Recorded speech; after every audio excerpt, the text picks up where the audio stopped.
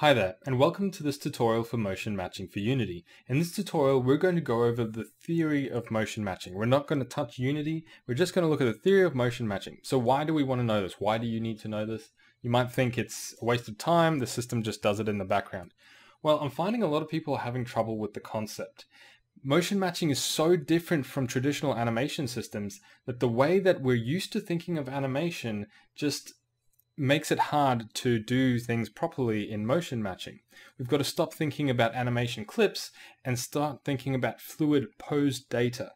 Now that might not make sense to you, but we're going to go through all of that now. So what is the core, the basis of motion matching?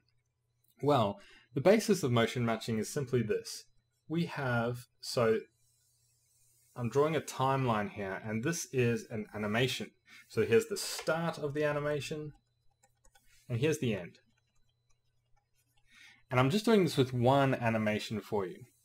But the idea of motion matching is that instead of saying, okay, let's just play this animation, it's more like, no, let's jump to any point within that animation at any time. We could be here, then we could jump to here, then we could jump to here. We're not restricted anymore by what is cut clips.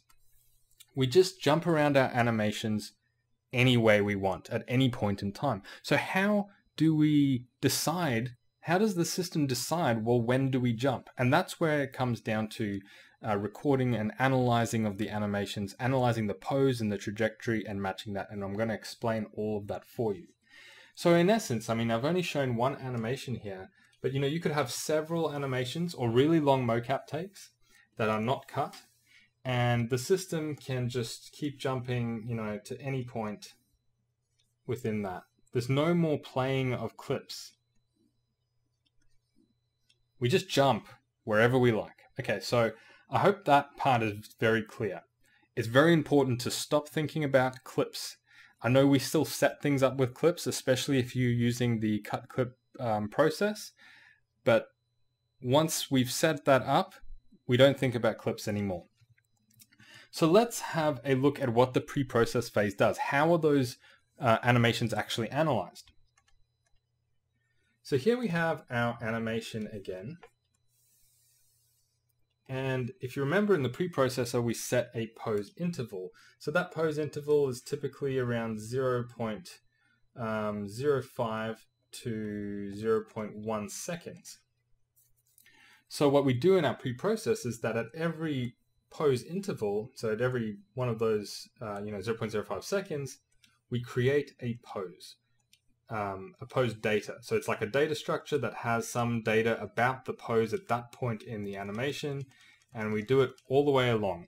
So at the end, we just have this massive long list of all these pose datas. So what is actually in the pose data? Well, pose data is broken up into 2 points. For every pose data, you can think we have 2 things. So the first thing is an actual pose. So what does the pose look like? How are the feet placed? The second thing is the trajectory. What happens in the future from that pose, and also what happened in the past. Where was the character, the animation, in the past of that pose and in the future of that pose? Both of these things together are very important, and we'll see why very shortly.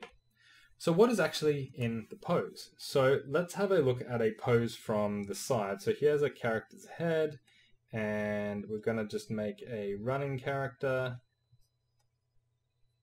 And he's running. And usually what we do is we pick a few joints. Now with motion matching, people think you need lots of joints. You don't. Typically we pick the hips and the right foot and the left foot. And we also take the body velocity. So there's a few things that are being recorded here at each pose. We have for each joint, we have a position and a velocity. And then we also have the body velocity. So that's for each joint, position and velocity, and we also have the body velocity. So that's what goes into the pose here. So what exactly is then the trajectory? Well, during the pre-process phase, we play back and forth through the animations to figure out what is the future trajectory of that animation. Say he's running, in the future if he's running at 10 meters per second, that means in the future he's going to be 10 meters ahead. But we want to have a trajectory with a number of points in the future and the past so that we can match this to our gameplay input trajectory. And I'll get to that later. So say we're this way, our character might run on a specific angle. It might be like, say, an arc. And that might look like something like this. We might have a future trajectory like that. And the system will record this. It'll record these points. It'll also record a few in the past. So we pick a number of points along this trajectory. We don't take, one for every frame. And this is actually specified in the preprocessor. Typically, we go 1 second in the future and half a second roughly in the past. And for every one of these points that we specify of the trajectory, we take two things. We take its position and its facing angle. That's all relative to our character. So now we have the data for our trajectory. Now that's for each point we get the position and facing. So now that's our trajectory recorded. And then all of that goes into a pose data.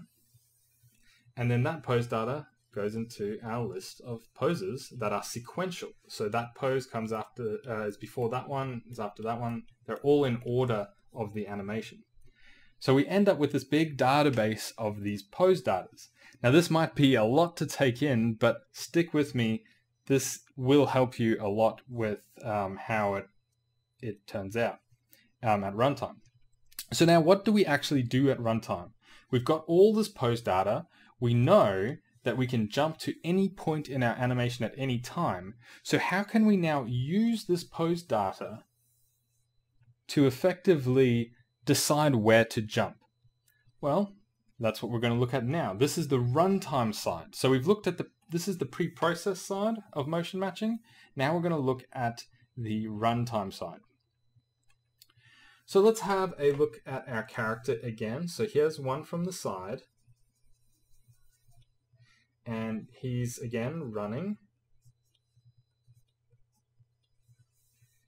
And we're also going to look at a character from the top, and let's say he's looking that way.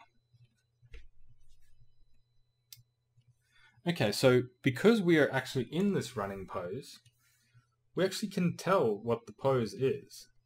Because it's our animation, it's our current animation this frame. Or rather, from the last frame. And it has these points, and it might have some, these are velocities I'm drawing, just as examples of the velocities at these specific joints. And if we look at our trajectory, now this is based on stick input. So say if we, or user input. Say for example you're using a joystick and your stick is something like, like this. So it's, pointing in that direction. We might have a trajectory that goes out like that way.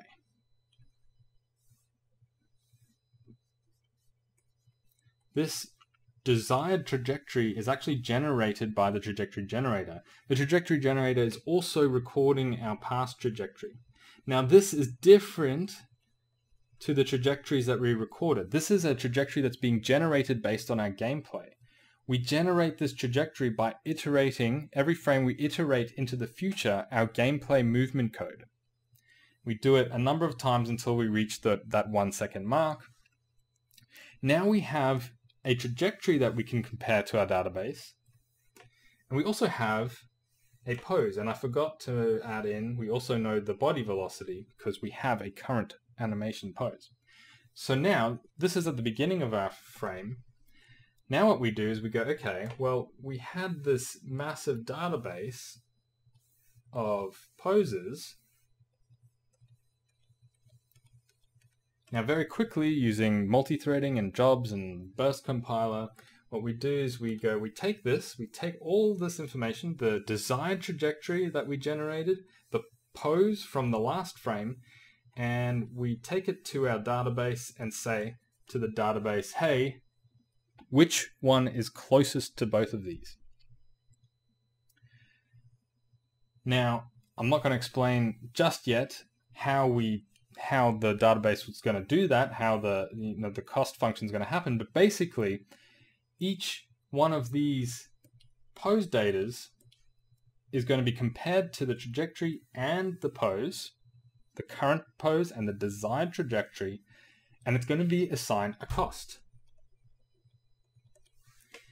Now, which pose do we choose from the database to jump to? The lowest cost.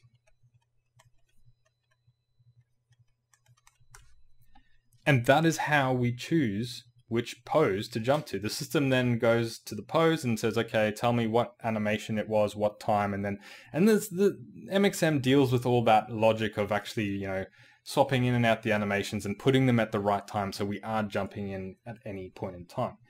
But how do we figure out this lowest cost? Now we're getting into some real detail. So let's look at the trajectory first. So there's two parts to the cost. Just like with everything, there's a pose cost, and the total cost is the pose cost plus the trajectory cost. Excuse my writing.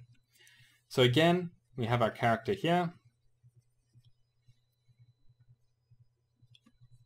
And let's say the desired trajectory, which is made by the trajectory generator and which is based on our user input, looks something like this.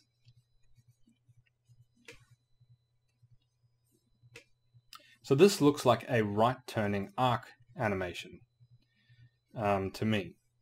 So what's going to happen is it's going to go through the database of animations, going to look at all the trajectories and see how close they are. So it's going to look at, so say for example, there's a left arcing animation. Oops.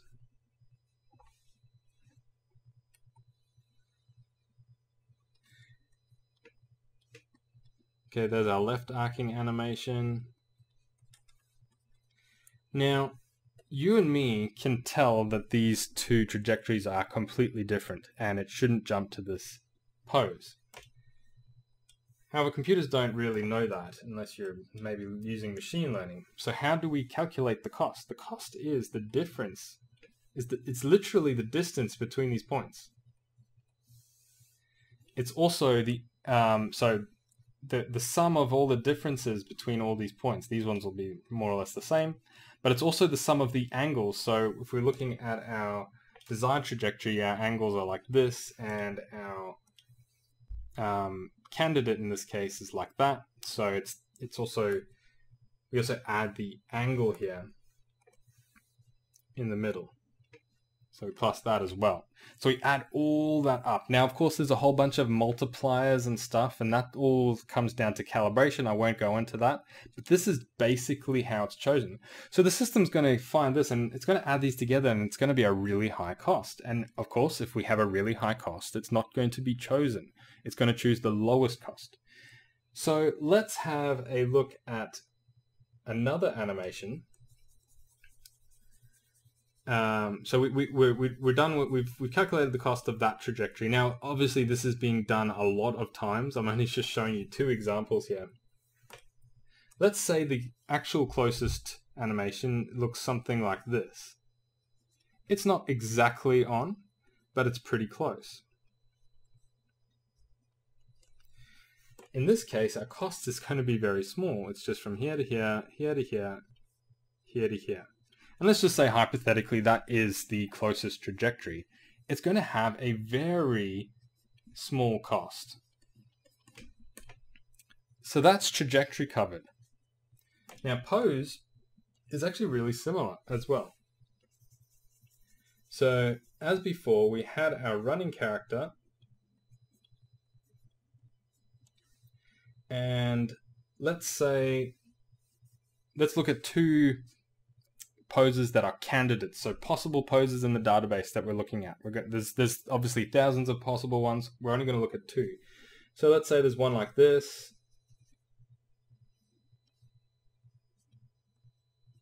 It's actually really quite similar. And then there's one like this, where he's doing a backflip or something. Now, obviously, you and me can see that this third pose here is way off. It's going to have a high cost. Because what we do, it's the same with the trajectory, is we literally calculate the difference in position of the current pose and the candidate pose. Now, obviously, you can see that these two here are going to be pretty close, so it's going to have a low cost. Whereas these two are going to have a really high cost. Now, it's a bit more complex. There's some fancy stuff that's being done with velocity as well, comparing the velocity and comparing resultant velocity. It's not worth understanding that much depth. Just understand that we're calculating the cost is basically the difference between this pose and that pose. So we get the difference in trajectory cost between our desired trajectory and all the candidate trajectories from each pose data. We get the difference between the current pose and all the poses in our pose data.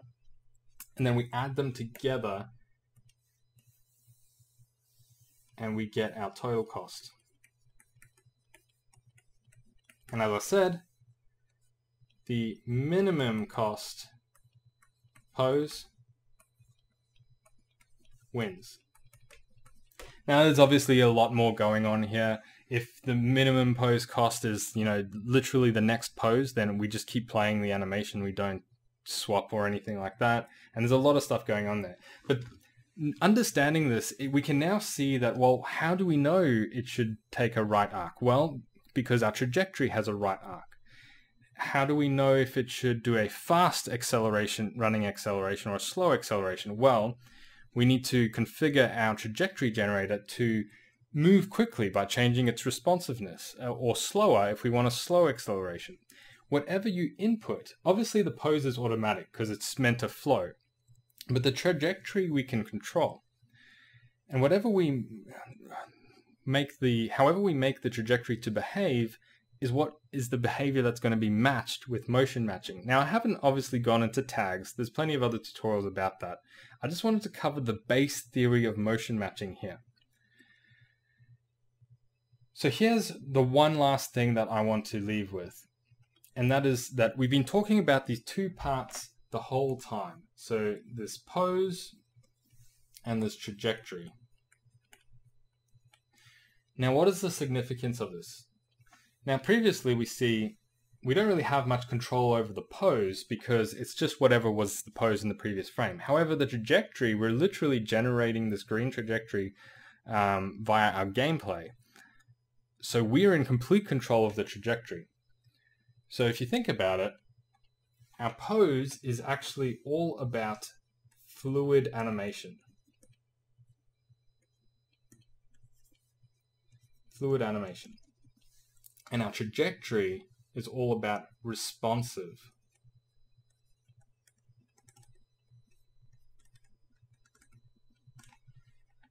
Now, why is the pose fluid? Well, if we're comparing it to our previous pose and we're taking the least cost pose, we can ensure that it's going to be a really close pose and therefore it's going to be more smooth and it's going to be more fluid. Now, why is the trajectory responsiveness? Well, the higher we value our trajectory, the closer it's going to match our player input and therefore be more responsive. So when it comes to calibration, obviously I'm not going to go into all the details. There's this one main thing where we have this slider in our calibration, and you've got, the point in the slider. We can slide that slider either towards the trajectory or the pose, and we get more fluid animation or we get more responsive animation. The trick is to find where exactly along this line is the sweet spot for your animations. And it may not even be one specific spot for all your animations. Between different combat styles like combat and general locomotion, you might switch calibration sets. That's obviously more of a practical tutorial that I'll do at some point, but this is more just the theory. So there we have it. Motion matching. I'm sure after watching this, if you didn't understand it, it might be very confusing for you right now, but just think about it and you'll slowly understand, hey, it actually works so incredibly different to traditional animation systems that we can no longer think of animation clips and think of it in certain ways. I hope this has been helpful. It might be a real load of information to take in, but once you understand it, at least on this conceptual level, even if you don't understand all the nitty-gritty details that I explained, it should help you understand how to do things practically in motion matching, and also how you would approach doing certain things, like if you wanted it to accelerate fast or slow, or if you wanted to figure out why is it choosing if you want to debug why something wrong is happening. So thank you all for watching, and I will see you in the next video.